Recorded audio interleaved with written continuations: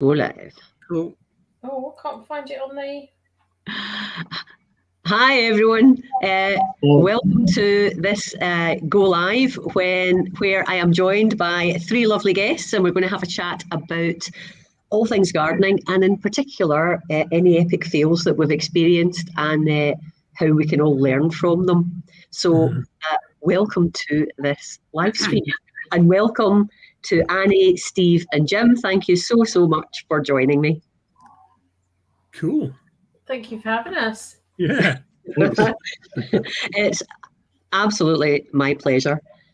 This is the first one that I've done in a long time. It's the first one I've done using this software called StreamYard, and you'll see that there's StreamYard logos emblazoned everywhere. That's because it's a free version at the moment. So I have got to have the branding.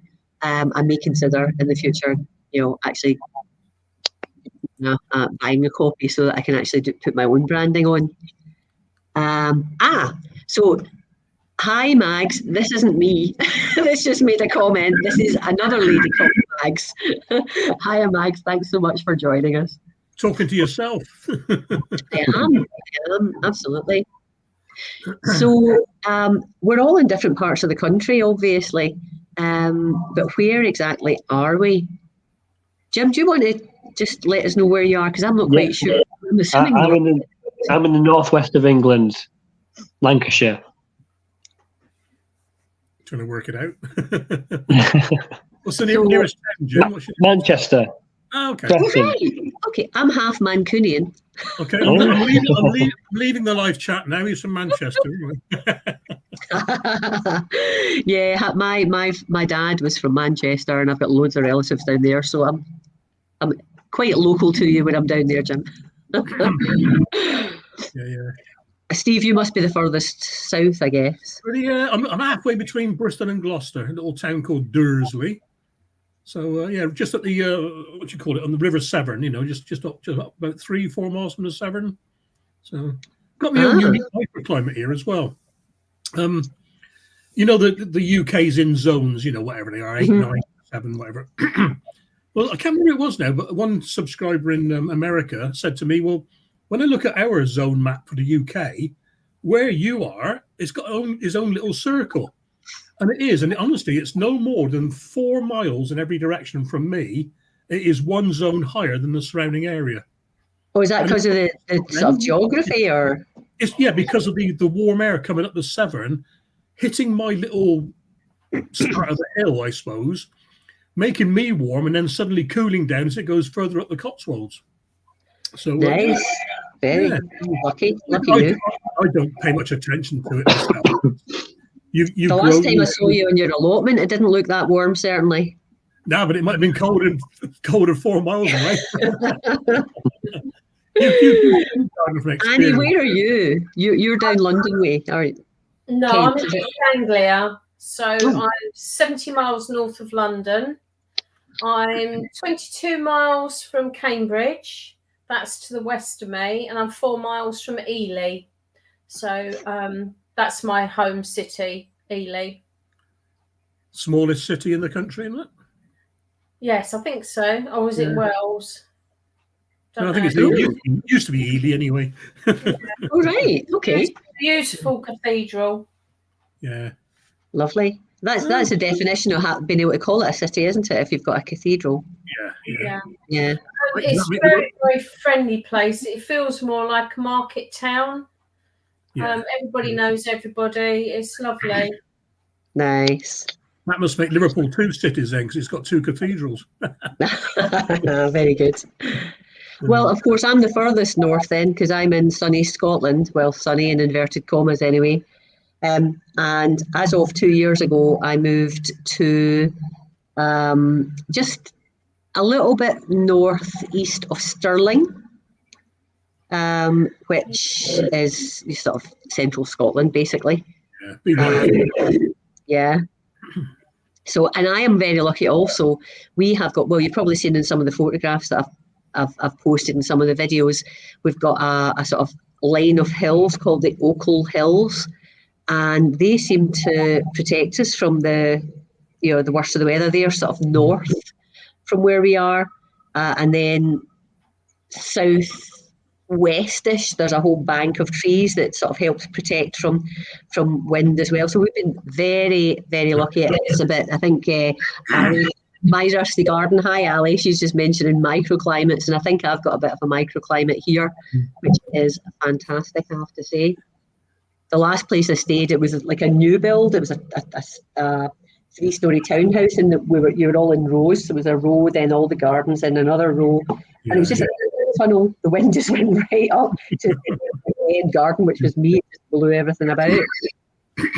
Let's say hello to folk then. So we've got Ali from My Rusty Garden. We've got Mags. We've got Benny from in Norway. Benny, lovely to hear, or lovely that you're joined us. I've not heard from you for ages. And then we've got My Garden, My Homestead, My Allotment. Belgium. Now, I'm not sure what your name is, so pop it up in the comments, unless someone else in the stream knows the name of this lovely person. But welcome, everyone. Really glad to see you. So we're... and there's Steve saying that. I was like, Steve's just joined us. No, he's already here. It's got to be done, and it's got to be done. And Danny, that's cool. I have great difficulty in. Tracy, hiya, Tracy. Oh, you're near. Did you say you're near Falkirk, Mags? So you're seeing the Ochil Hills as well. You must. Right, very good. Two Mags in the same area. Cool. So, who's going to kick off then? Who wants to kick off with admitting to an epic fail? I've written a couple of notes for myself. I've got a sore throat. I've got an epic fail. Go on. Who's going to be Jim? So the recent epic fail would be the polytunnel disaster from the other week. I'm sure, some of you may have seen that. I know, Mags, you commented on the video. Yeah, my mum's polytunnel got completely destroyed in the wind, the storm we had the other week, and I think that storm the other week was worst, one of the worst ones we've had, because it was so gusty. We had all these the earlier ones, the A, B, C, and D, whatever they were. I can't remember the names now. We were sort of prepared for them, but this last one that came through, was it? Was it under K? Kathleen, yeah. Kathleen, that's it. Yeah. I think it was very, very gusty. It was just a sort of standard 20 to 30 mile an hour wind. But it was gusting up to 50, 60 miles an hour. Came out of nowhere, didn't it? It went on forever as well. 2 days, I think, nearly here. So luckily, I was okay. What I've done with my greenhouse, I got a polycarbonate greenhouse, and I've glued all the polycarbonate panels in with Gorilla sealant. So they've still got the little greenhouse clips on it, but I've actually glued the panels in so they don't blow out anymore. That's the trouble with polycarbonate. It flexes and it comes out of the clips and just blows away, Yeah. I think, Jim, you were going to do more reinforcement, but you literally had just run out of time. Yeah. It was a bad timing and bad judgment, and we feel really silly for it, to be honest. I should know better. I've got a couple of polytunnels on my plot, and I've still got those. But you're not alone. You're not alone. I did the same a number of years ago. I got one of these, in my last place, I didn't have space for a polytunnel without a really redesign. So I got one of these really cheap. They call them walk-in greenhouses, but they're basically just the shape of a greenhouse, but just the same plastic as you get the polytunnel. They call them blow-away greenhouses. They do. And I was putting it up, and my husband Tom came out and went, "It's a bit windy today," and I think it must have been the end of March. And he said, "It's a bit windy." I said, "No, it's you hold on to that, and we'll get it all put up. It was one with the guy ropes, so that always tells you that it's really cheap and cheerful."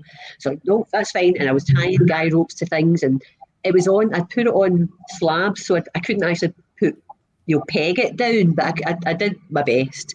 Anyway, the next morning, and then before I went to bed, I put lots of seedlings down each of the bits of staging, and I was so chuffed. I thought, "Oh, look, I can walk into the greenhouse. Look."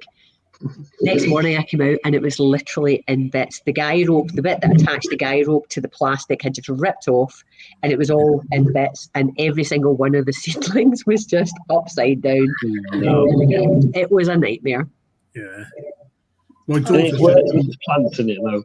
You know, when there's plants in it, it's worse. But I mean, at least it was an empty polytunnel. yeah. At least, you My know. daughter's just bought something similar, like to what Mags was describing, and I told her to brace the bottom with some bags of compost. So I Yeah. put them on the frame to hold it down a little bit, you know.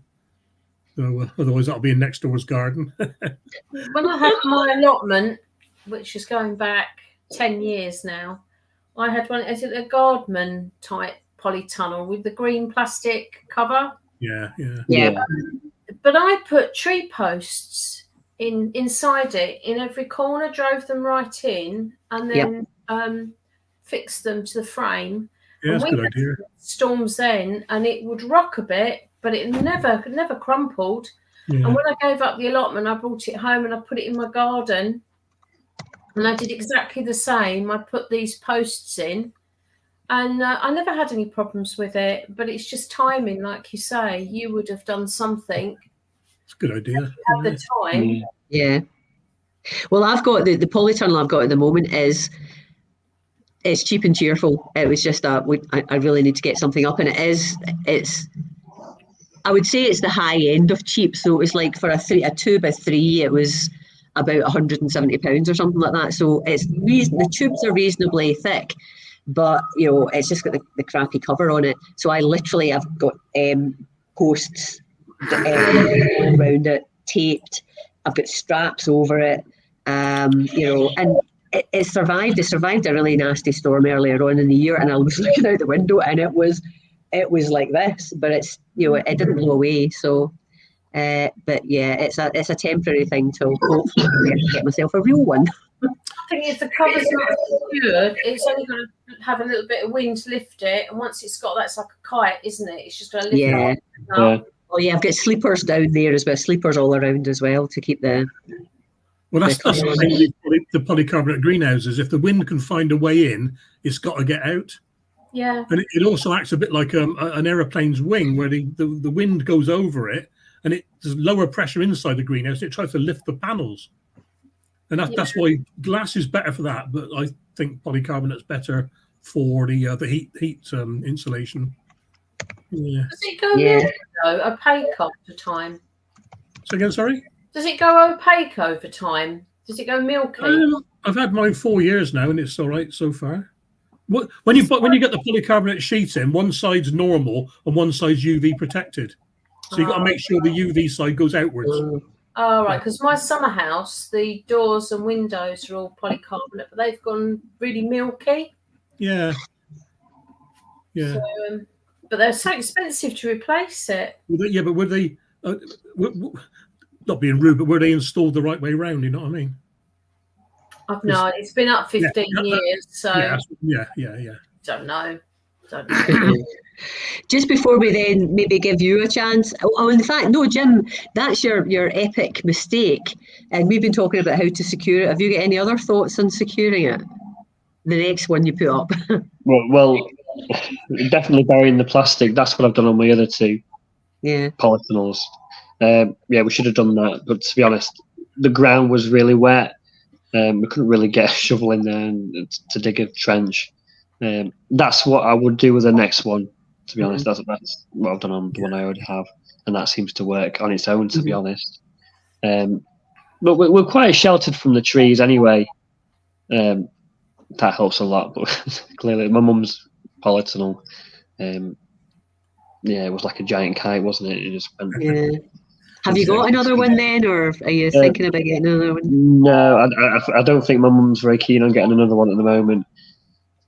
To be honest, I think trying to get a motivation up, really. Yeah.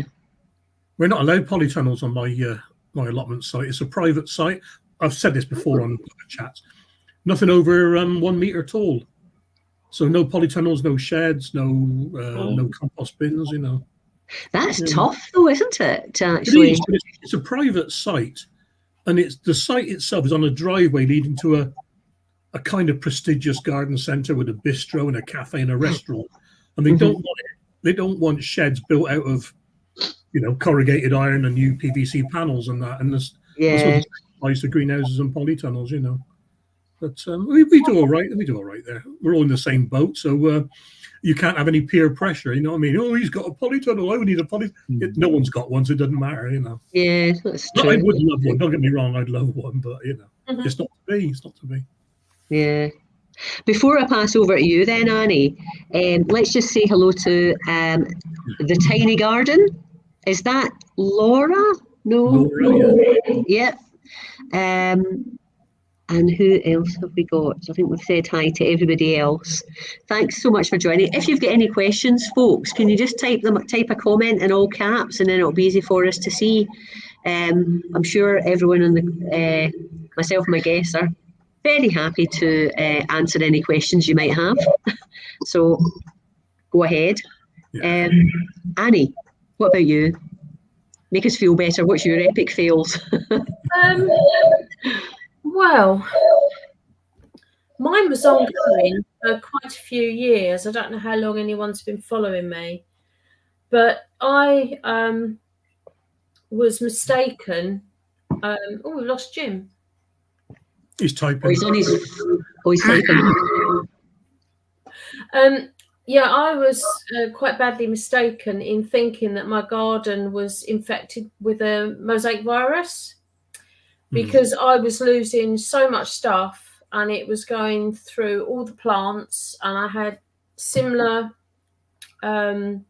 symptoms. It went on for ages. I did all sorts of remedies to try and stop it. Couldn't stop it. And eventually I decided that I was going to redo my whole garden. I put in all the raised beds. I imported loads and loads of new soil. I thought I'll start from scratch. And a neighbour's tree that appeared to be very badly infected, I thought might be the source, because the birds were sitting in the tree and they were coming into my garden, and they were going all around my gardens, had aphids on it as well. So, everything pointed to mosaic virus. And I was tearing my hair out. So I've done that.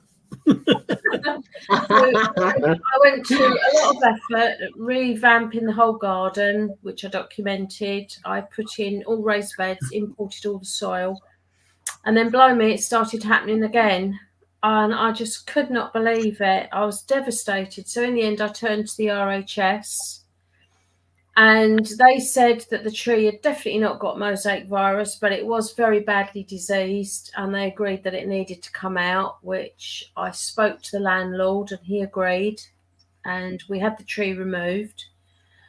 And then the RHS said to me, we think you need to do some soil tests. So that's what I did. And it turned out my garden was just so alkaline that nothing was able to pick up any nutrients. And it was my ignorance. It was a total lack of understanding. I mean, obviously I'd heard about pH, people talk about it, but when I'd gardened in the past, I've never ever had an issue where that has come up, and I've had to do soil tests, and I've had to amend the soil in such a way to try and get the pH to neutral. But apparently, fen soil, because I'm on the fens, is notorious for being very alkaline. But my pH was 8.4.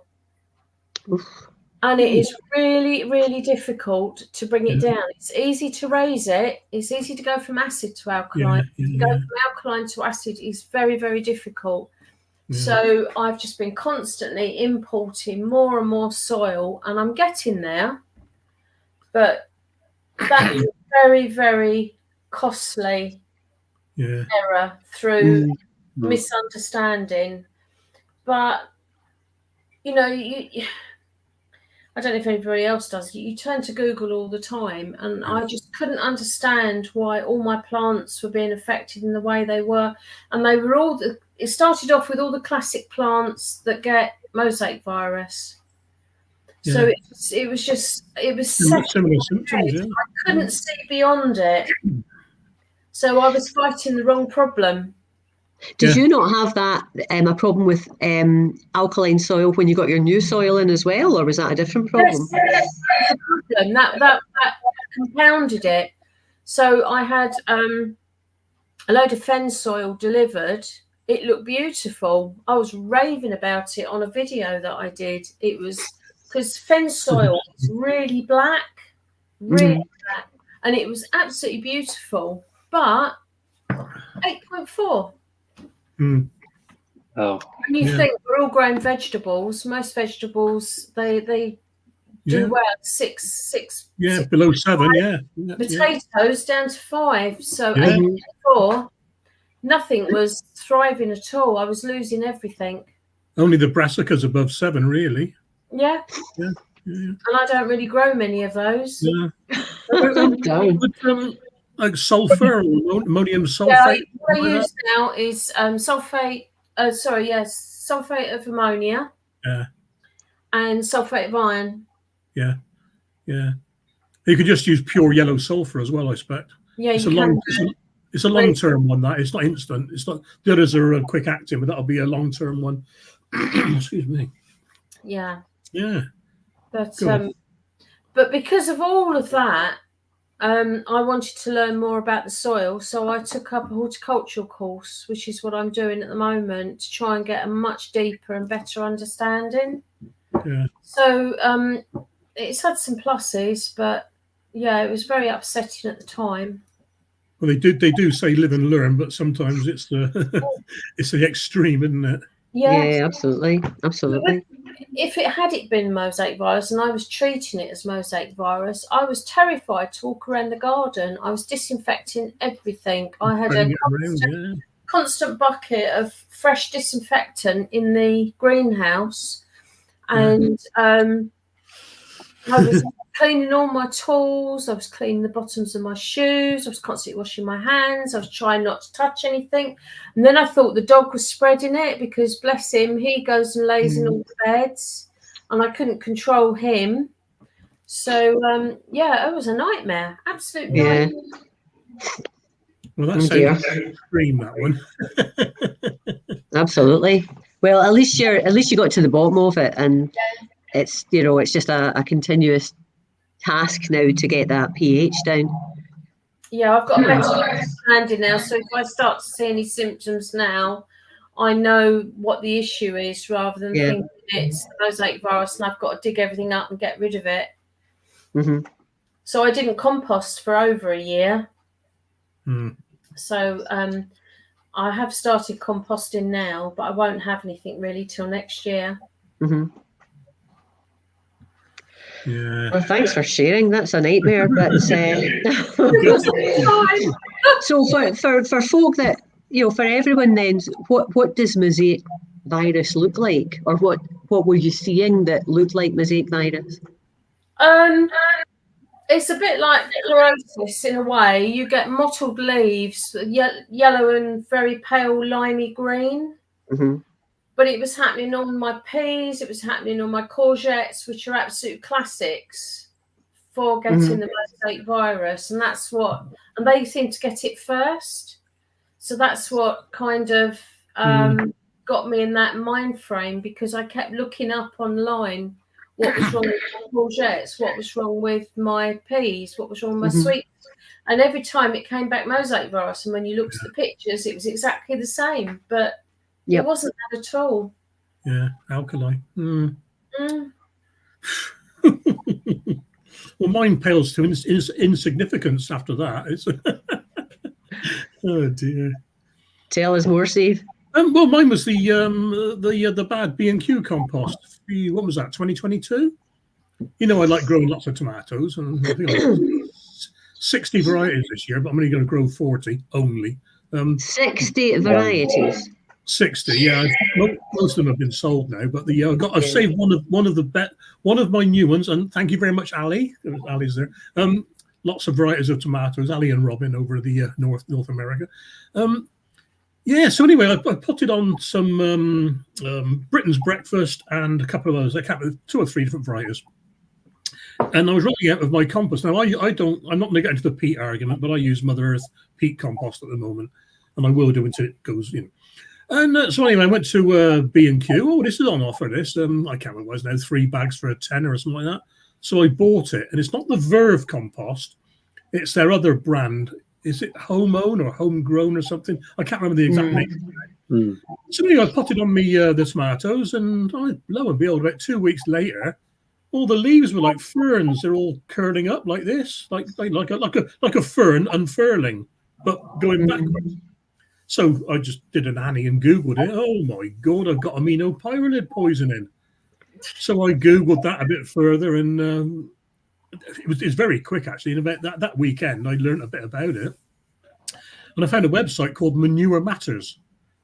And lo and behold, this website is run by the people who make the herbicide that causes the aminopyralid poisoning, Corteva. So I went on their little, it's a flow diagram. Does it do this? Does it do that? Yes, no, move on. Yes, no, move on, blah, blah, blah. Yes, you've got it. And so anyway, I give him a phone call. They said, phone us up. So I phoned him up. And the bloke phoned me back, actually. He phoned me back a couple of days later, day later. Long chat about him. And honestly, he convinced me that there is a place in the world for this herbicide, because the herbicide, if it's used, the byproduct is not allowed to leave the farm. It's against the health and safety executive rules for it to leave. The manure can't leave, the straw can't leave, etc., etc. Anyway, somebody palmed off a load of their waste to whoever makes B&Q's compost, and they dumped it in their compost and passed it on. So anyway, this guy Andy, he says, well, you've got to do a thing called a bioassay. Make a mix of 50-50 of the bad compost and some known good compost, mix it together. Do 6 pots, and in each you want 3 radishes in one, 3 lots of radish, 3 lots of broad beans, because radishes aren't affected by it. They all grew because they're fast growing, as you know, and the broad beans, as soon as they come up, curled up again. The radishes carried on. So I called him back. He said, yeah, you definitely got some sort of pyralid poisoning. I'll send you a mailer. And I sent them a kilogram of compost. They sent it off to a lab. It got sampled, and yeah, it was definitely it was clopyralid, actually, not aminopyralid. Clopyralid's its cousin. It's the one that's used more in municipal recreation fields and that sort of thing. Grass to get rid of dock leaves or dandelions and that sort of thing. So whichever council they got this blooming the grass clippings from or whatever was dumped into B&Q's compost. I was absolutely gutted. I lost about, I must have been 6, only 6 big pots of tomatoes, but 6 big pots is 6 big pots, isn't it? So did anyone go to B&Q then? And I did. I contacted B&Q, and they basically shrugged their shoulders of it. They did want to know, and I didn't know what it was at the time. But part of Corteva's follow-up is every incident is reported to the health and safety executive, and they follow it up. So I don't know what's happened. It's beyond my right now. But yeah. Trouble is, compost now is rubbish anyway, isn't it? And I think it's because so much of the domestic waste green bins are now going into that system. Yeah, and you don't know what's in it. Yeah, people don't care what they dump. They don't care what they put in their wheelie bins, and you get. Yeah. I've opened up bags of compost and it looks okay, and then you sift through it and there's bits of plastic. Now, what's that doing now? Nails, yeah. Yeah, that's not commercially done compost. Was it last year or the year before? I bought, I went to Sainsbury's in Dursley, just down the road. I bought 10 bags of Levington's Essentials compost, all off the same pallet, all in the same shrink wrap, if you know what I mean. It wasn't repalleted, it was all in the same new pallet. Put them. I paid for one. I showed one and loaded up 10. In my car. So I wasn't going to push 10 through the store, And I got home, and I used them over the next couple of weeks. 5 of them I could have grown or used them for growing adult plants. Certainly no good for young plants. You could have potted on a bush or something like that. 3 of them were just. I could have gone up the local woods and just dug up fewer twigs. They was so full of wool. And 2 of them had so much wool in it that I couldn't even riddle it. I couldn't even sieve it. It wouldn't go through a sieve. It was all just wool. Mm. And these 10 bags all off the same pallet. Yeah, some of it looks like bark chippings, doesn't it?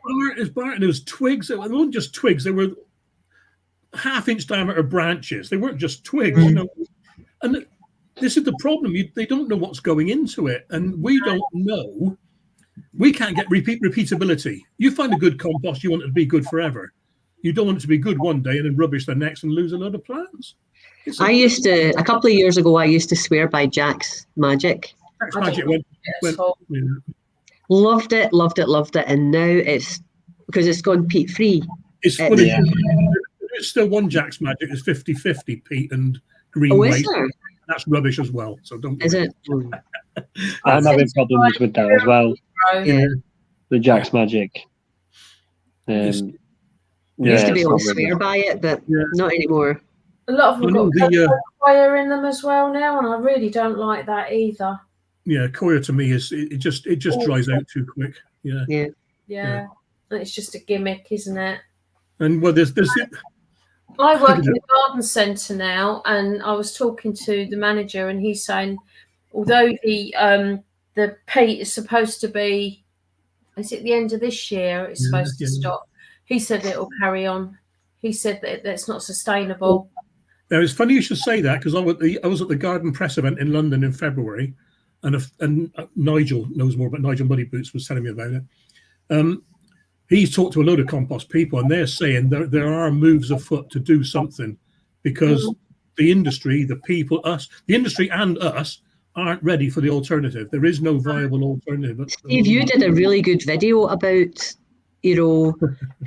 peat, using peat or not using peat, and the impact that it has, that gardeners have on the environment for that. I thought that was a cracking video. Me doing the two characters. Yes. But it really, the info that you look that up if you haven't done it on Steve's channel, because it was really, really interesting. The point that we're trying to get across is all the evidence for stopping peat has come from activists, and all the evidence for saying, well, don't stop peat has come from people who don't give a toss. They don't garden. They don't care if we keep peat or not. But all they're saying is, well, the wildlife they're quoting doesn't live in peat bogs that are being harvested or mined. They live in pristine bogs which aren't harvested for horticultural peat. Archaeological digs. Well, you're ruining our archaeological digs. But if peat wasn't harvested, you wouldn't know the archaeology was there in the first place. So by looking for peat, you're finding the Iron Age ruins, etc. And it goes on like this. And one of them was the peat doesn't grow back. Well, Canada supplies all of North America's peat, and theirs is growing back faster than they're harvesting it. It grows back at 2 millimeters a year, so that's just total rubbish, So it's only a small percentage of peat that is used by gardeners anyway, isn't it? Yeah, 0.017% of all UK peat bogs are used for horticultural peat. It's nothing. It's the only industry where there's a zero CO2, by the end of this year. So they're blaming it. But don't forget as well that when you use peat in your pots, you're growing plants which help the CO2 by absorbing the CO2 from the atmosphere. So it's been recycled, isn't it? Yeah. I have been very lucky. My next door neighbour, who also happens to be my husband's cousin, they have a relative that is a florist. And the florist, of course, gets a lot of flowers over from the Netherlands. Yeah. And they also supply compost. Yeah. And so I've actually had about 8 bags of compost, but it's come over from Holland. And of course, it's got peat in it, but it's absolutely cracking. Really nice. My local independent garden centre, he uses Mother Earth, and he put me onto it 5 years ago now. And they're allowed to carry on using it till if it carries on as it is, they're allowed to carry on using it till 2028, and then it stops. But not only that, all imports of peat will stop as well. So Holland have got to supply their little plants that he pots on in peat free. Oh, I see. Yeah, it's the imports as well. Not just. in But 2028. I was totally shocked recently. I went to a garden centre I'd never been before. It was over towards Edinburgh, and it had a whole lovely big, almost like a conservatory type room, glass ceilings and everything, and it had compost lining both sides, and it had one bag of each of the compost was open. And I couldn't tell you what the brands are. I think, is it Sylvie? Yeah, Silver Grove. a whole variety of them. But some of them were £25 for a bag. You know. And I was like, They're about 10 miles from me where that's made. oh, right. I mean, it looked gorgeous. I was wondering about going, look at this compost. But I didn't buy any. Silver Grove, Melcourt Silver Grove it's made from, it's peat free, but it's made from one source. It's made from composted wood chips, full stop. There's no green waste in it. There's no rubbish. There's no, and that's why it's so dear. That's why it's so expensive. I suppose investing in a few of those just to start off seeds or whatever, maybe, or for transplanting seedlings. But I mean, I go through, particularly in this garden, because I'm still trying to sort of build beds and improve the soil generally. And plus, I've got dozens of pots that I put my potatoes in. I'm going through a lot of compost, and so I've got to be a bit. I've got to compromise a bit. I can't buy £22 bags of compost. Well, I go through about 100 bags a year. So. Oh God, yeah, it's probably about the same as me. It might even be a bit more, Steve. God, that's amazing. Yeah.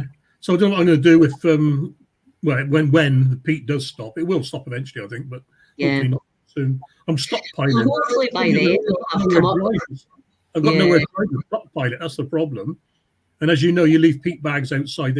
I could cover them with polythene, but I can't. I certainly haven't got room to put 50-odd, 60-odd bags, I know, and the trouble is that as soon as they get wet, I mean, I struggle. I've got a bit of a big bit of a back problem, and actually, it's getting worse. And so I can just about carry an ordinary bag of compost. But as soon as it gets wet, there's no way. So I've got to start like halving it and getting mucky and whatever. So don't forget, a lot of the peat-free stuff, when that gets wet, it starts anaerobic decomposing. Right. Whereas the peat doesn't tend to. And this is why Gardening Witch magazine did a peat survey. I think it was last year now, and they recommend that all peat-free compost should have a use-by date on it. It's only viable, only good in the bag for 3 months from packaging, they reckon. Really? 3 months, yeah. So when you go to your garden centre in March, you're probably buying last year's compost. Yeah. And it's out of date, if you know what I mean. Yeah, because even if it's only slightly damp, it starts decomposing. These big municipal council peat composters, they can't be doing it right. They're not leaving their peat outside for their compost outside for months to rot down properly. No, it's in a big digester. It only leaves a little bit that's not composted properly, and it starts rotting down in the bag. I suppose we're just going to have to all try and make as much of our own compost as possible. Although, Steve, I don't know whether you've got a chance of making 100 bags of it in your wee back garden in your No. And I'm rubbish at making compost. I'm trying to create like a bay system so I can make lots of compost. Yeah. Poly bays. Yeah. Brilliant. You know what I mean? Because I want to make more compost. It's expensive. I'd love to, Jim. I just can't do it. Yeah. There is a communal compost 4-bay system on the allotment. But the trouble is, people just chuck any rubbish in there. Anything. And it's not, they chuck dock weeds in with the seeds on into the compost, and because there's no proper brown matter going in, the dock seeds they can grow for 80 years. So they're not decomposing. And I went there last year. I can't remember last year. So I was putting some rubbish in actually, and I thought, what's that poking out? So I picked it up. It's half a bottle of car antifreeze in there. Oh my God! And the poison symbol on the blooming bottle, Oh so dear. There's only 39 of us on the site, so somebody had dumped the the arisings from their car boot into the compost. You know. And you know, if there'd been like a hedgehog or whatever, because I mean, antifreeze tastes sweet because there's forever like cats getting poisoned and dogs getting poisoned. So I imagine like a hedgehog, if it came across it, it would probably. You'd expect better, wouldn't you, from a lot of tears? It's not like it's a council dump. I hope none are watching now, but I think we may be left with good gardeners on the site now, because when it opened in May 2020, and a lot of people who took the plots on were let's call them COVID warriors, people who wanted somewhere to go to get out of the house. Yeah. And I know that some people just covered their whole plot with wood chip just to allow the kids to play there. And I don't think they were using weed killers willy-nilly and killing next door's courgettes and what sort of things. So I think we're all down to, yeah. Sorry, in the garden centre that I work, there's it's like a chemical room, and it's a huge area where she's got all the amendments, but it's got banks and banks of weed killer, and people buy it. They buy barrel loads of it. It's awful. I just can't believe that it's still on sale. Yeah. It's terrible. I cannot use anything like that, of course, because the old chickens are always wandering around. And they should be helping me with the weeds, but I think they're more keen on scratching up my plants than they are with weeds. But I could never justify at all using weed killer. It just grieves me to see it. Yeah. Yeah. Lucky I do the no dig thing. I've always done no dig because I'm just lazy, you know what I mean? But I don't get any proper perennial weeds. I get annual perennials where a dandelion seed has landed and it's just a little tiny seedling. We don't get any proper true weeds, like, you know. No. I don't mind dandelions because you can feed them to the chickens or to the quail or whatever. They're really good for them. But eat them yourself. Yeah, well, I mean, when we moved, you probably saw the state of the garden. It was like totally overgrown. And my nemesis, or two nemesises, what's plural of nemesis? I don't know. But anyway, ivy everywhere. Nightmare. And I know it's great for insects and it's great for, dirty as well, isn't it? What was that? Dirty. You found it's dirty. Ivy? Yeah, when you get whole banks of it, it gets really almost dusty. Horrible. I don't know. I suppose we get lots of rain to wash it away. I don't know. But that, and the other thing is perennial cornflowers. Jeez. Anything That's the other one. Oh. Any plants are weed in the wrong place, isn't it? So. I mean, to be fair, the big, huge mounds of cornflowers, gorgeous, but they just take, they've taken everything, or they had taken everything over. So I was a bit brutal. And Crocosmia, I literally had to pickaxe to them because it's big, solid. No wonder I've got a bad back. I was out there giving it big licks. I have a lady-sized pickaxe that I borrowed from next door. Very, very good. So I don't have to have a full-size one. It's a lady-sized one, and it's fantastic. But, I could use one of those as well, certainly. But anyway, let me tell you about I've probably got a list. Not as extreme again as Annie's. I think yours is probably the most extreme. But, I'm going to partially blame you, Steve, for this one. Go on, then. Because I've been so jealous at all those wonderful grow lights that you use, and not only you actually. There's a whole bunch of folk that've got fantastic arrays of grow lights, and I did have before I moved. I had a. What's the name of your setup indoors that's got the square transparent Vitapod? Vitapod. Well, I had a Geopod, which is a bit more cumbersome, and it's long, big dome, and two of the sunburst, I think they're called, lights. Yeah. They were fantastic. When I moved, I didn't have anywhere to put a lot of my gardening stuff, and if it couldn't fit in a box, it had to live outside, including that. So I'm too scared to plug it in now because it'd probably kill me. So that and in the office where I've now got my grow room as well as where I work, I couldn't fit it in. So I've had to compromise with like heat mats and whatever. Anyway, I bought myself a Spider Farmer grow light, just a small, is it the 600? I think it's the 600 or maybe the 1000, I can't remember. And that was fine. And then for my birthday, because I had a big birthday recently and I was very, very spoiled, my brother got me another grow light. I can't remember the make of it, but this one, rectangular, but it's got two little, if you imagine, I'm looking long-wise, it's two little flaps that you can go like this. And it's really, really powerful. And I was like, fantastic. And then downing up, and it fried. It fried. In fact, my sun gold seedlings became brown. Yeah, They're still alive. They're still alive, but they were not happy. And I've not had any chilies. That's probably why I'm getting all snottery in there, because my chili seedlings actually fried as well, letting off whatever that is. Was it a Mars Hydro light by any chance? No, it begins with B. Because I had a Mars Hydro and it was so hot that I didn't need any greenhouse heating.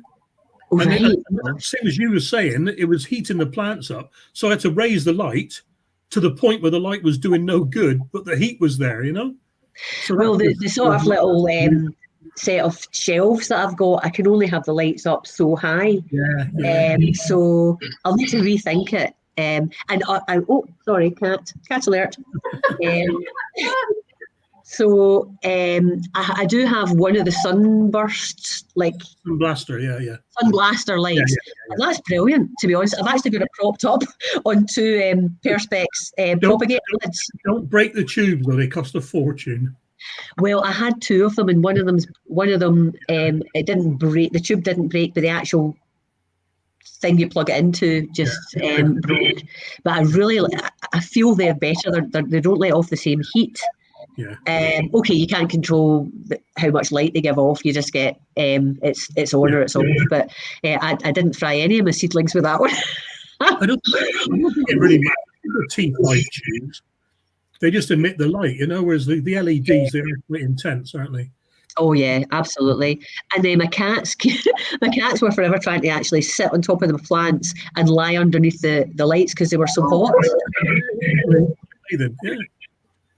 Yeah. So that was a biggie for me, I have to say.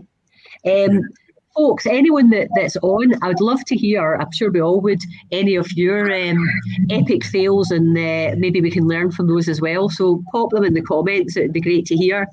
And again, if you're wanting to ask any questions, just put them in capital so that we can see them.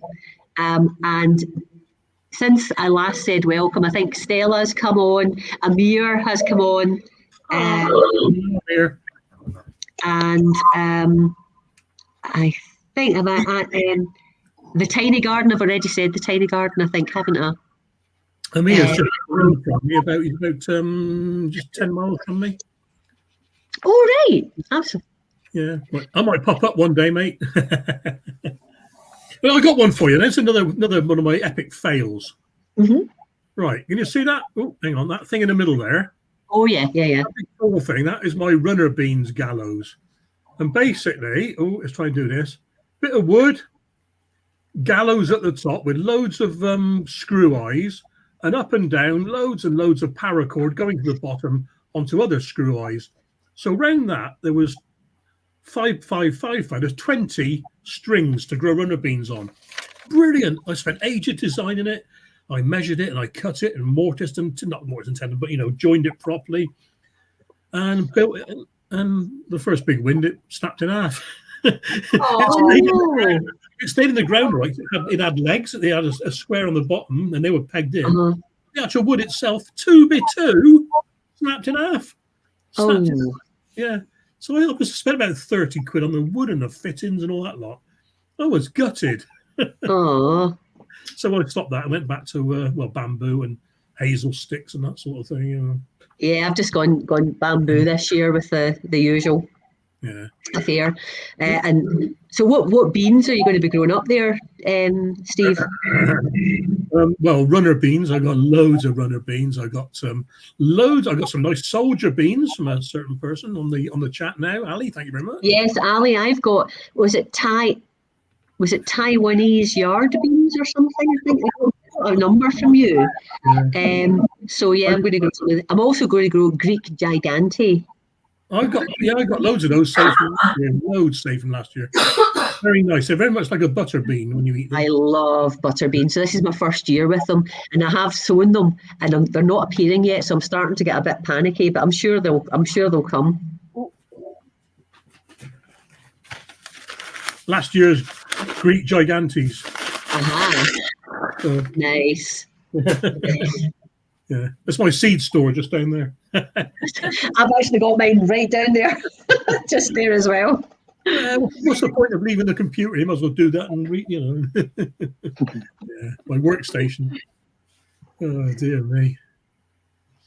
Another one, another recent video of mine was the straw bales, putting those the wrong way around. That was a big fail. Oh yeah, I've been reading. Do you not find that you're going to get things living in there? Like, would you not get little rodenty types wanting to move in? I don't really have many rodents.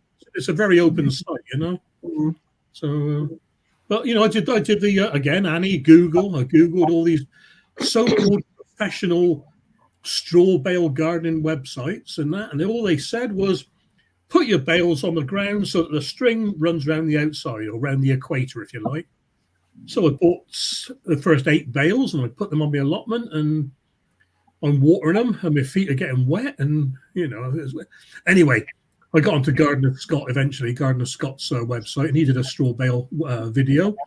And he said, no matter which way the string goes, the straw's got to face upwards like that. So they're hollow at the top. And all mine were hollow at the sides. And so it's like a thatched roof. All my 8 bales are like a thatched roof. So the water just runs off. They are rotting down now, but it's taken... Instead of 2 weeks to start rotting down, it's taken over 6 weeks. But things are growing in there. So I went back to the gardens, the farm shop garden centre. I bought 2 more bales, put these the right way round, and this time the string was over the top and bottom, and they are hot already. They're warm. They're nearly 10 degrees warmer than ambient after only 5 days of conditioning them with the fertilizers. So it's working because when they're hollow, the water falls down like straws. It stays inside and outside, and it decomposes quicker. But the other ones, they're decomposing slowly down, whereas the other ones are decomposing fast. So well, I am not going to do anything with straw at the minute because that was the cause of one of my other epic fails this year. I had bought some straw, just a mini bale of straw, and I was using it to put in the quail cages. We love not nestling into the straw bales, and they play with it and everything. It's great. And I was keeping the rest of the mini bale in the polytunnel. And so that was fine. It was in the polytunnel. It was nice and dry. And then I started sort of putting my seeds in the polytunnel, started putting my pea seeds and sweet pea seeds and growing my sweet peas. And Bill and Val had sent me through Kent Blue. And I was like, oh, not them. And they started coming up. And I went out one day to discover that, yes, they'd all been annihilated by mice. And I'd actually, and I think, Ali, you will appreciate this because I think you've done the same. I actually had made myself a nice little mouse hotel out of the straw bale. And they were like, oh, this is fantastic. We just sleep in the straw bale. And there's food on demand. There's a buffet over there. And so I think, Annie, you sent me some Kent Blue. And I've got them protected. Although what I've ended, because I had Hurst green shaft peas.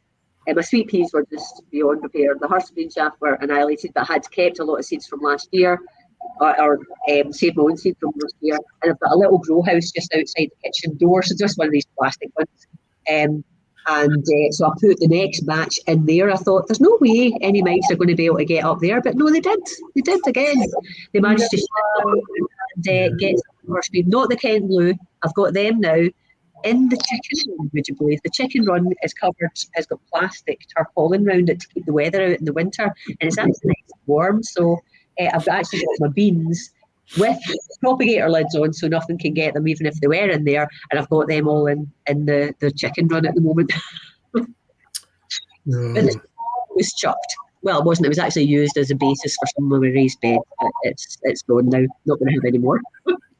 I did a classic one a few years back. The last time I actually grew potatoes sort of in the ground, well, as in not in buckets, that's what I mean. And it was, I think it was for Erica's Little Welsh Garden. She had a challenge to grow what you could from, was it 1 kilogram of supermarket potatoes or something like that? That's right. I did it, and I laid it in. I just a little hole. I just dropped the potatoes in the hole, only a little hole, and I covered it with hay. 6 inches of hay, the whole bed, 6 inches of hay. I couldn't harvest the potatoes because I had so much grass. There was so many weeds and grass growing. It was like a proper lawn. You know, you could rip it apart to get to the potatoes, you know what I mean? So I'm never going to use hay ever again. Or not mature horse manure, which is basically hay with lots of seeds in it, you know, a poo with lots of seeds. Yeah. So that's an interesting comment from Ali, which says, Jim, you don't seem to have rat and mice issues. Is that cryptic? I do. Actually, yeah. Sorry, I got a nasty cough. So I'm struggling to talk. Yeah, I do have a lot of problems with rats and mice. And actually, I've noticed that this year they're much worse than previous years. I don't know why that is. Maybe the winters have been milder, so they're thriving and they're surviving. I don't know, but I've had a lot of beds that have been burrowed into, especially in the polytunnel. They've been making an absolute mess in there. There's been compost kicked all over the paths and been kicked out of the beds, and they've been digging in the pea beds. I planted my peas out last week. And they've actually been going for the pea seeds, the old seeds, and digging all the peas out. And yeah, so I don't know. I might have to put some rat traps out, I think. Rats don't like disturbance. So if you move things around, just move a bucket or move a pile of bamboo or just move things around. They don't like things changing. If you do it every couple of days, they'll get fed up and move on. Or they can move on. They're not saying they will. They don't like they like things to be the same all the time, you know what I mean? And the other one I found works, and it works with mice as well, is peppermint oil. They don't like the smell of peppermint oil. I heard someone say about chili powder. Chili powder. Yeah. I think I might try that, see what happens. I think they're just hiding in the Dalek compost bins, to be honest. I might give them a kick. See what happens. Kick and run. They don't like disturbance. If you keep kicking it, they don't like disturbance. They just don't like it. They'll go off somewhere else and sit in somebody else's plot. I haven't come across any rats. Undoubtedly, there are out there somewhere. When I came here, there's 3 big like compost bays, completely full, and I haven't emptied them yet. And I believe my neighbour had said that at one point there was lots of rats in there. I've not seen any rats, and I'm sure it was just mice that I was seeing. But in my last place, we had a deck just outside the kitchen door. And of course, that was raised and there was some space underneath. And having the chickens, they used to always run round when we let them out. They'd run round onto the deck, and I'd put some seeds down in a container for them to nibble. But of course, some of them knocked out and went under the deck. So as a consequence, 2020, in the middle of lockdown, I discovered I had a large family of rats living under there, to the point where they were out during the day. And of course, I won't kill them. So rightly or wrongly, and there's all sorts of, if you relocate them, poor rats, they'll die, blah, blah, blah. But I didn't want to kill them. So I got rat traps, and I gradually caught more and more rats. And every day, or every day we caught one, we'd drive along the road and out into the countryside, into a nice field, and let them go. And of course, this was when you weren't meant to be driving at all. And I thought, if the police stopped me and said, "What are you doing?" I'm like, "Well, I'm just releasing this rat." Eventually, we got the damn. I had a mouse. I had a mouse in my house. I was sat watching telly one night, and I thought, "Oh God, what's that on the floor? Oh, I hate spiders." And it disappeared. And I looked, and it was laid still. Looked again, and it was a mouse. and he was coming in through wherever, and I caught him with a humane trap, one of those ones that rocks and traps him inside. Took him at the end of the road, let him out. Next night, I thought, bloody hell, he's back again. So I put the trap down, bit of peanut butter, caught him again, took him. And then I did a Google. Mice must be released at least a mile from where you catch them, or they'll come back. So I took him to work the next day, and I let him out on the A38. Did it work? The bird, not on the A38 itself. Oh, right. Yeah. He was coming back for more peanut butter. I think that's what it was. They put me. What's the point of foraging? That daft bugger's feeding me. I'll tell you a story now, and this was awful. I had no idea. So I'm going back about 10 years. I've been in my house 22 years, 23 years. But about 10 years ago, I decided to redecorate my living room, and I had a wall of, they were freestanding bookcases, but you couldn't move them because they all connected. So it was a wall of bookcases. And I decided I didn't like the colour of them. I wanted to paint them, and I was going to move them to the other end of the room. So we took all the books off. We dismantled all the shelves, and we started to pull the frames out. And behind one of them, I don't know how long it had been going on, it was full of dog biscuits. You know, the kibbles? We must have had a mouse in the house, and it had been stealing kibbles out the dog's bowl when we were asleep at night, and somehow getting behind this bookcase, and the whole area behind this bookcase was full of it. It was bags and bags worth of kibble. I was absolutely horrified. Amazing. And wouldn't have known unless we moved this bookcase. Jesus. I know. He probably set up a little supermarket for his mousy friends, you know. But there had been some telltale signs that I hadn't really picked up. Well, I'd seen, but couldn't work out what it was. I had on a lower shelf, I had a book that had been my grandmother's, and it was from some big exhibition in London in the 20s. But the cover was made of silk. Oh, nice. Shredded. The spine of it and the bottom of it was all shredded. So I think it had been using that as well to make a nest. Well, a final, we could go on about mice forever, I suppose. A final story about mice you might find interesting. Years ago, and I don't know whether you remember, certainly in the UK, you used to be able to rent your television and rent your video recorder from people like Granada and whatever. So we had a rented video recorder and a rented television. And I've always had cats, and the cats usually have been outdoor cats, and quite often they'd end up bringing mice in, and you'd have to rescue the mice, set them, assuming they were alive, and send them on their way. But there was one day we started getting this horrendous smell from over towards the television, and we were looking, it was all clean, nothing to be found, but it got worse and it got worse over a period of days.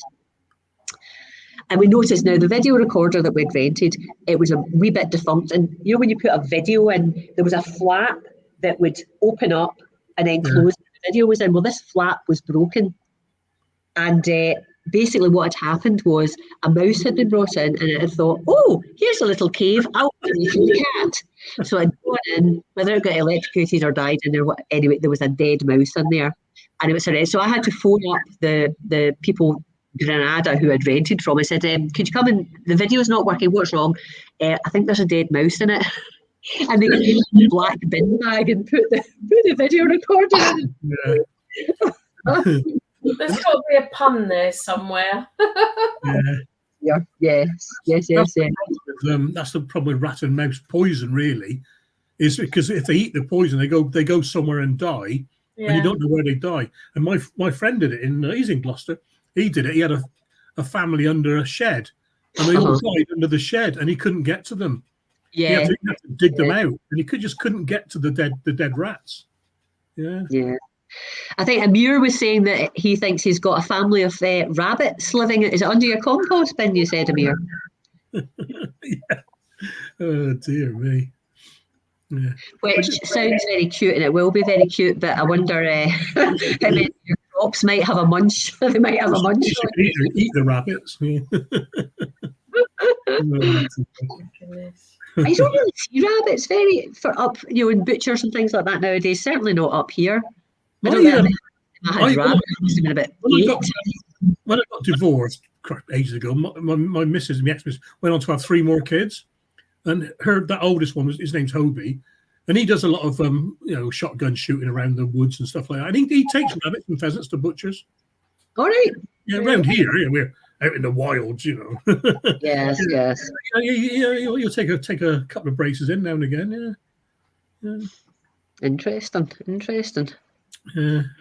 I don't know whether I'd have the heart to eat a rabbit nowadays. I'm becoming soft in my old age. I don't like the taste. I don't like the taste. It's just like it tastes like not very nice chicken thighs to me, and I just don't like it. Yeah. Because I can't eat lamb. See, I don't know if you know Salisbury. On the way into Salisbury from Devizes off to Salisbury Plain, there's a big avenue of trees going into Salisbury, and we used to live there as a kid. And we moved. It must be I was under 4 years old. We moved when I was 4. And Mum sent me for a walk one day up there, and she said, "Oh, Stephen, look at all those little bar lambs in the field." And for some reason, I just said to her, "What is that like the ones we have for Sunday dinner, Mum?" And she said, "Yeah." And I didn't eat. I can't eat lamb. I haven't eaten lamb ever since. Can't eat it. I can't eat lamb. It's psychological now. Yeah. Well, I don't eat chicken for obvious reasons. Although, to be fair, it was my husband that got me onto it. My lovely husband Tom is a typical West of Scotland man in that he doesn't actually like veg that much, which is a laugh because I grow lots of it. He loves meat. And when we got the chickens and when we lost our first chicken, good old Florence, that was all very traumatic. And Tom just thought, I think I'm just not going to eat chicken for a couple of weeks, just feel it's a bit wrong after seeing our lovely pet dead chicken. Yeah. And that was 2017, and we haven't eaten chicken since. Oh, yeah. And I miss it. I have to say, I really do miss it. But I do eat turkey as a white meat. I know pure turkeys, just because I miss white meat. I eat a bit of beef. I find lamb a bit too greasy and just too rich. Yeah. So I'm mostly veg and like fish and a bit of turkey nowadays. Yeah. When I was in Scotland, I learned how to hunt haggis. Oh, did you? Did you get Yeah. Well, haggis have got 3 legs, don't you? Oh no, they've got 2 short and 2 long running around the hills. And they live on hillsides because they can only walk around. Exactly. And what you do to hunt them is you get in front of them and scare them, and they turn around, and the long leg is now facing uphill, so they fall down, and you catch them. Very good. Oh, dear me. Oh, we've been joined by, now I don't know whether I'm going to say your name right, but it's Halaya from Turkey. So I don't know whether you're going to recognise anything that we are saying, but thank you so much for joining us. Oh, She's always comments on my videos and my Facebook posts. It's lovely to have you here. Amir is saying that his rabbits is Peter Rabbit and Friends. Yes, I do hope that they're safe, but you don't you don't have to eat them. we'll have to grow lettuces for them. Say that again, Annie. I said, Amir will have to grow a bed of sacrificial lettuces for them. As long as they know, you'll need to put a sign up saying rabbits eat here. And hopefully they'll know. I just translated Hulya's message. It says, "Good evening from Turkey. I was surprised to see you on the Mags, on live Mags, on a Bags live broadcast. I'm happy. I'm watching now. Can you see me too?" Yeah. Yes, we can. Oh, lovely, lovely, lovely. Got to love Google. Instant. Yeah, well, that's what I do when we've got comments. I just didn't have the chance to do it. Excellent. Vietnam. I can't even read the words because there's no actual proper letters. I would say proper, no Western letters. So Yes. I have to translate that all the time. But it's come a long way now. Google it's the overriding, master of all now. And I remember the old days, you only translate 1 or 2 words at a time, but now you can put a whole essay in, and you get it all translated. It's clever. Yeah, I know, it's fantastic. Yeah, it's very useful. Very useful indeed. Jim, have you got any pets? You got any little critters, intended or unintended, running around? No, actually, no, we don't have any pets at all. No, we live in a rented house, so we're not allowed pets. No, to be honest, I'm not really a pet person. Really, I got no. To be honest, I don't think I really have time for pets. To be honest, I work full time, and then I've got the allotment, and so. Yeah. Maybe one day I might have a dog, maybe in the future, if I have more time. Yeah, I know they do take up time. I have to say, I think I'm lucky because I've not got an allotment. I use my garden, so I don't have to travel to do whatever I do, to work in the garden. But just as well, actually, because I seem to spend half my life out there. But I've always been a sucker for cats, and it's there's one trauma after another, but. I just find it great to have them, and then of course the chickens and the quail and the bees. Although the bees aren't very cute. They just try and sting me when I'm working. I've thought about getting chickens. In fact, my mum, she's thinking of getting chickens on her plot as well. I'm thinking of possibly doing that. Well, I love having chickens. I have to say, do you watch Jane's Growing Garden? Yeah. Jane's got chickens on her allotment. Yeah, she's recently got some new ones. In fact, I'm very jealous because Jane goes into her run, and one of them jumps up on her shoulder, and the other one likes a cuddle. But mine are all like, give us food, and we're off now. We're off to ransack the garden. Yeah. But no, they're great. They're fantastic characters. They really, you don't quite appreciate it until you spend time with them. They're completely, each one has their own personality, and they're highly entertaining. We call it chicken television. We just go up, sit in the garden, and the chickens just do their stuff.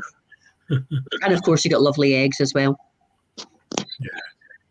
Yeah, for me, my little dog, he follows me everywhere. He's my assistant gardener. Mm-hmm. He does all the inspections whenever I do anything. He goes out and has a good old sniff and christens everything for me. Lovely. Oh,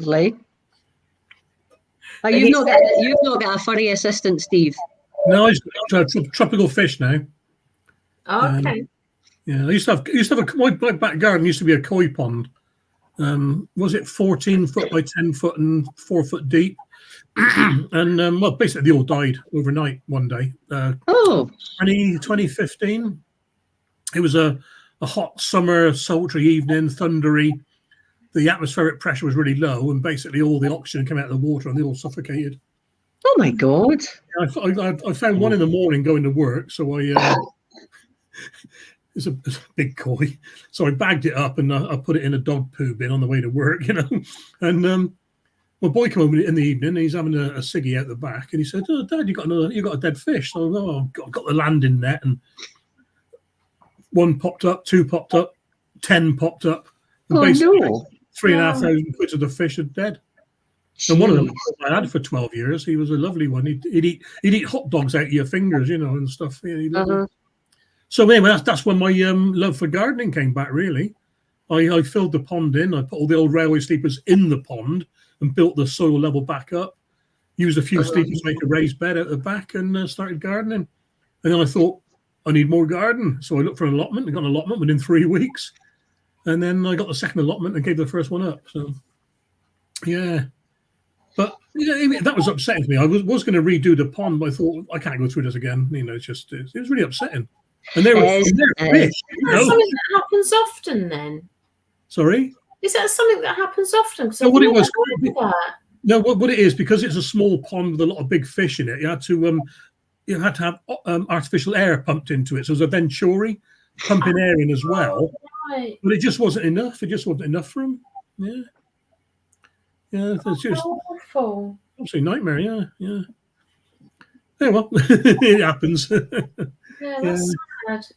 Yeah, and this is why you see fish tanks and people have got bubblers in the fish tank, not air pumps. It's better to have just moving surface water because that changes the air and puts more air in and takes more bad gases out than the bubbles do. Really. Ah. Yeah. So I just popped up. Sorry, I'm just trying out different things on this yard. I've just popped up Benny's comment there. Benny says, I'm never in my home garden without my cat. Benny, I'm with you there, although I don't know how much longer that's going to happen. As long as you don't listen. I've only got one cat that goes out now because the house we've moved to, there's quite a busy garden at the back, at the front. Busy garden, quite a busy road at the front, or it shouldn't be busy, but people speed on it. So I've got 3 cats, but 2 of them are very timid rescue cats that shouldn't really go out anyway. And I've got old Colin, who's 19, and you'll have seen him in lots of videos, but 19. So, I love nothing more than being followed around the garden and having Colin join me. And then before we moved, we also had Ollie, our little stripy tabby, who at 2 years old got knocked down on the road and killed before we moved, and that was just traumatic. But he was great in the garden as well. You just turn around and boing, there's a cat on your back or whatever.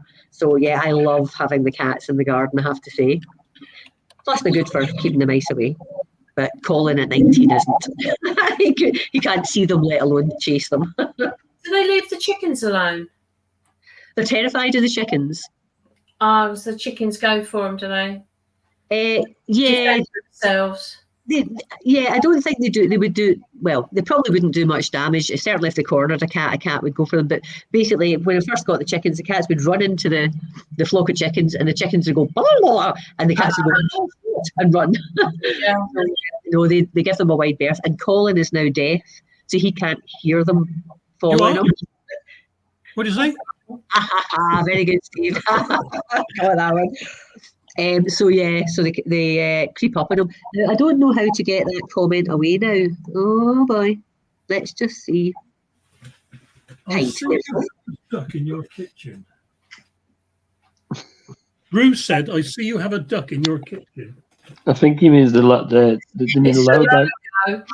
logo on the screen. Oh God, you see it now. Yeah. I've had Star hi, Wars. I didn't see you come in. Welcome. That's because I'm a cheapskate and I haven't paid for this streaming software. I've just got the free version. So it's got live with StreamYard all over the place. Yeah. So look, I'm very conscious of the time. I've been having great fun. Does anybody that's on got any questions for us? Anything that you're having problems with, or anything you're interested to hear or interested to know? Because we probably should start, beating a hasty retreat at some point before I. When you go on a course, you go on a course about anything, and at the end of the course, the instructor always says, "Has anybody got any questions?" Yeah, they always say it. So I was on a sea survival course in the Navy. It's something you got to do. It's a 2-day course. You got to do it every time you join a ship. Mm-hmm. So at the end of the course, he said, "Anyone got any questions?" Yeah, what is it, and Steve? I said, New Year's Eve when you go to a party and you put those things in your mouth, you go. He said, "Yeah." I said, "What are they called?" "Oh, I meant," he says, "anybody got any questions about the sea survival course?"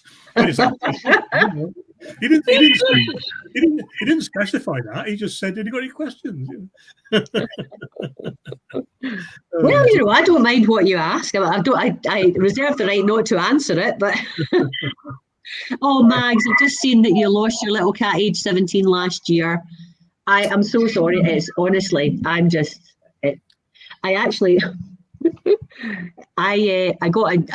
got 2 rescue cats, Tilly, the little girl, and Bertie, who is quite recently, we got him quite recently. And long story short, when the cat rescue dropped him off, they dropped him off with cat flu.